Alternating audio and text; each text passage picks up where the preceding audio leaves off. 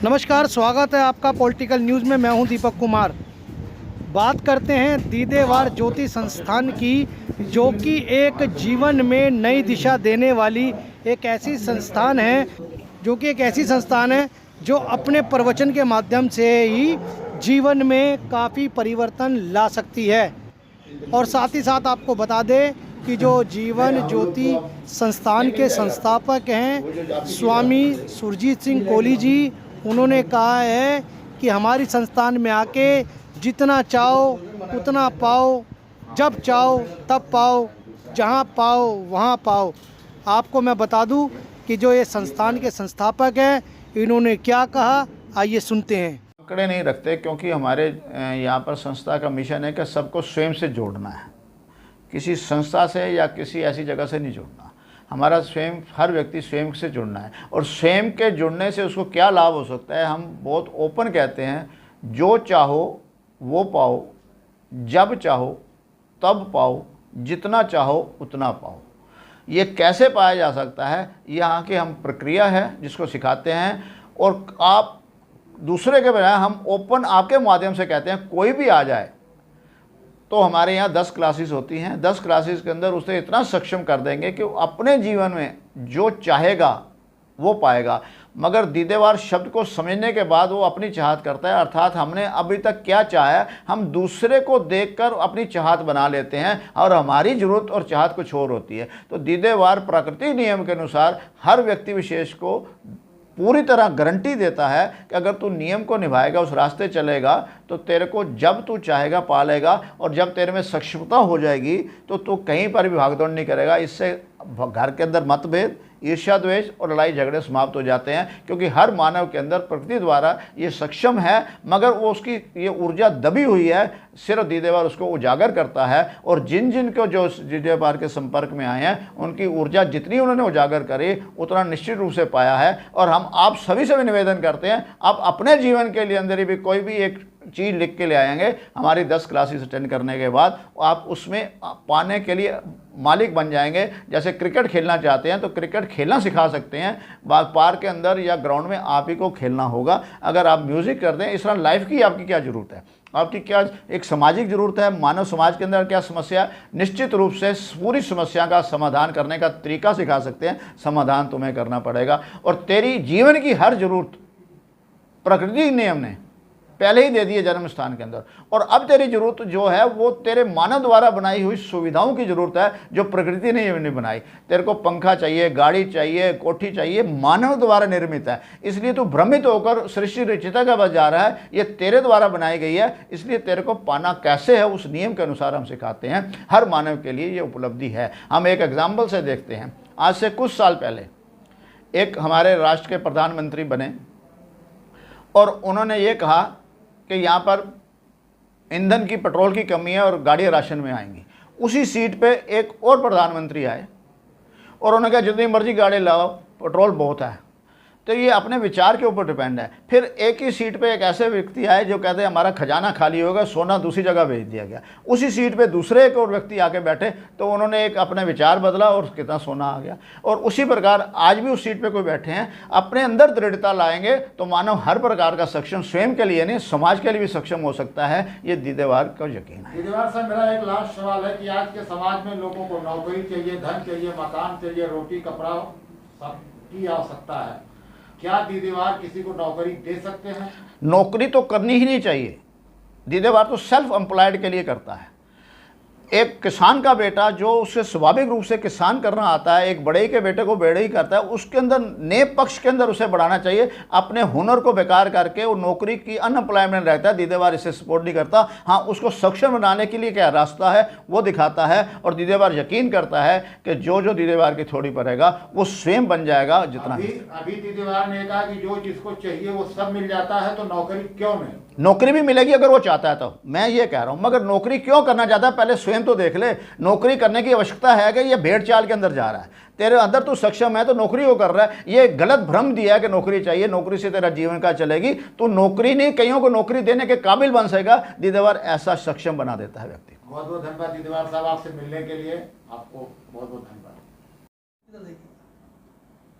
Sir, जैसा कि दीदेवार साहब एक आम नागरिक ये भी जानना चाहेगा कि अगर दीदेवार के विचार से स्वयं का स्वामी बनने का जो रास्ता है वो कहाँ से प्रशस्त होगा, और दीदेवार किस तरीके से एक बालक को बना सकते हैं स्वयं का स्वामी, उसके लिए क्या दिशा निर्देश देना चाहेंगे दीदेवार साहब?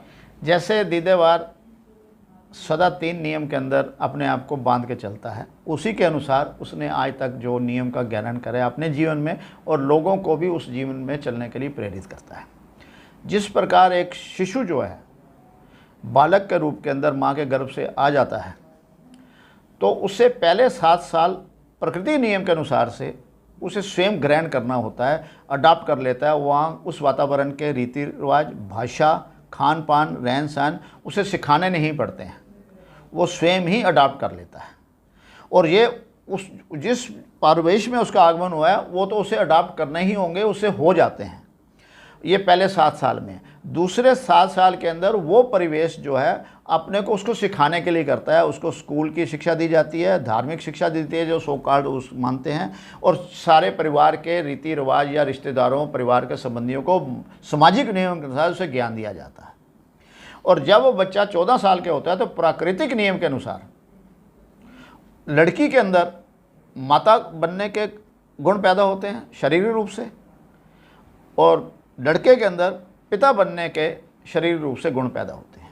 और यही सही समय है कि बच्चे को आज़ादी दी जाए और उसके मानसिकता को बदल दिया जाए स्वयं का स्वामी करने के लिए। इसीलिए दीदेवार कहता है कि जो बच्चा 14 साल के अंदर आया है वो शारीरिक रूप से और मानसिक रूप से इस तरह तंदुरुस्त हो जाता है और किसी को समझने में और अपनी लाइफ की डायरेक्शन के लिए हो जाता है।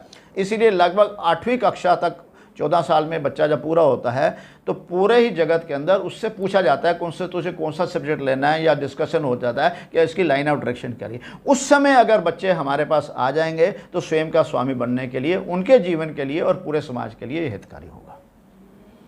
एक मेरा छोटा सा सवाल और था दीदेवार साहब, जैसा कि मैं ये जानना चाहता हूँ कि जो प्रकृति के नियम है जिसे आप नियम कहते हैं, तो टोटल सृष्टि में स्त्री और पुरुष लिंग है दोनों जगह, और सब कहीं भी बलात्कार नहीं है, केवल मानव जाति में ही बलात्कार शब्द आता है। तो क्या ये मानव जाति इसलिए भटक चुकी है क्योंकि ये अन्य धर्म गुरुओं के आधार पर चली है, और वो जो अन्य जीव जंतु हैं वह कहीं ना कहीं उस नियम पर हैं जो प्रकृति द्वारा दी गई? ये क्वेश्चन एक भ्रमित क्वेश्चन है, क्योंकि बाकी जो जीव प्राणी हैं उन्होंने अपना समाज नहीं रचा। वो अपने ही घर के किसी भी स्त्रीलिंग से जब संपर्क करते हैं उनमें ज्ञान नहीं होता, और इसलिए ये प्रश्न ही नहीं उठता। ये प्रश्न प्रकृति के अंदर परहेज नहीं है कि जब भी कोई स्त्री और पुरुष का आपसी शारीरिक संबंध होगा तो उसमें नए जीव का आएगा, प्रकृति द्वारा प्रबंधित नहीं है। ये मानव ने अपने समाज के लिए, नियम के लिए प्रतिज्ञा करा है। एक लड़का लड़की को एक विवाह की परंपरा के अंदर अर्थात विशेष व्यवहार की अनुमति तभी मिलती है जो अपने रीति रिवाज के साथ करे। ये मानव जो है सुचारू रूप से उसका समाज चल सके, ये मानव की प्रथा है। इसलिए जो इसकी प्रथा तोड़ता है तो वो दंडित होता है। प्रकृति के नियम के अंदर ये बाधा नहीं है, मानव का व्यक्तिगत नियम और मानव का समाज का नियम है, और जीव प्राणी का हो है नहीं। जीव प्राणी से अलग। हाँ। और कोई? ठीक है। धर्म मानव का जो कर्म है, मानव का जो गुण है उसको निभाए। दीदेवार जो मानव का गुण है उसको निभाने का प्रयास कर रहा है। जो मेरे में विशेषता है वो समाज के अंदर निष्पक्ष भाव से दे रहा है, और दूसरे मानव के अंदर कोई है वो अपना दे। और जीव प्राणी के अंदर कहीं और प्राणी हैं सृष्टि नियम के अंदर, उनके से भी हम उपयोग लेते हैं। घोड़े की भी सवारी करी है, गाय का दूध पीते हैं, उनका अपना गुण है, उनका अपना धर्म है। तो मानव तो सभी का सहयोग लेके करता है। मानव का अपना कोई नहीं, सारा समूह का एक धर्म है, एक दूसरे के सहयोग गुण से एक दूसरे का सहायक बनना, यही मानव का धर्म है। दीदेवार साहब, जैसा कि एक बालक पैदा होता है, पैदा होने के बाद वो स्वयं का स्वामी बनने के लिए उसे ब्रह्मचर्य, गृहस्थ और वानप्रस्थ संन्यास आश्रम तक उसको जाना पड़ता है। तो ये कैसे आप कर पाएंगे कि एक बालक को जो है कि स्वयं का स्वामी बना सकते हैं? ये दीदेवार साहब उसका क्या थ्योरी हो सकता है? यहाँ दीदेवार के अंदर सदा 3 नियम की बात की जाती है। एक प्राकृतिक नियम, एक सिर्फ मानव का व्यक्तिगत नियम है और किसी जीव प्राणी का हो नहीं सकता। और मानव का व्यक्तिगत जीवन के उसके विचारों से जो सहमत हुए हैं, अलग अलग समूह बन के अलग अलग समाज बन गया, इसलिए वो अलग अलग समाज का एक सामाजिक नियम है। और जो मानव जिस समाज के हिस्से का एक अंश है, अंग है, तो वो उस समाज के हिस्से को, उस नियम को भी मानना उसे पड़ता है सामाजिक नियम के अनुसार से, क्योंकि मानव का समाज सुचारू रूप से चल जाए। मानव ने अपने जीवन को सहज करते हुए एक अपने नियम बनाए और हर व्यक्ति विशेष का एक अपना नियम है। और जिस प्रकार प्रकृति का नियम देखें तो जब भी बच्चा 3 से 6 माह का होता है तो वो माँ की गोद से हटकर खुद रेंगना शुरू कर देता है, अर्थात वो स्वयं का स्वामी तो कुदरत ने, प्रकृति ने उसे बना दिया है, पर हम उसे गुलाम की तरह माँ खींचती है और अपने जो भी रिचुअल्स हैं उस पर थोपते हैं। ये अनुचित है, ये अनुचित है दीदेवर के मत।